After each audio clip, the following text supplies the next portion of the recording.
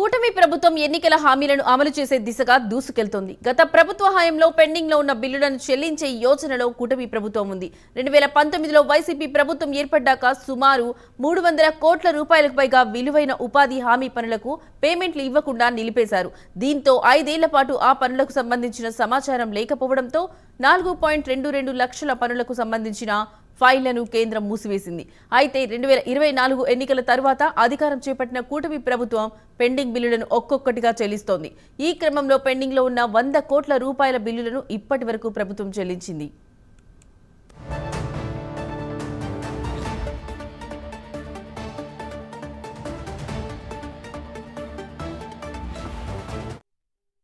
YCP హయాంలో చేపట్టిన పనులకు సంబంధించి బిల్లుల ఫైళ్లను కేంద్రం మూసివేసినట్టు ప్రభుత్వం గుర్తించింది. మూసేసిన ఆ బిల్లులను రీఓపెన్ చేసి చెల్లించాలని ఏడాది కాలంగా కేంద్రంతో పోరాడుతున్న ప్రయత్నాలు ఫలించాయి. సుమారు 180 కోట్ల రూపాయలు విలువైన పనులను మళ్లీ రీఓపెన్ చేశారు.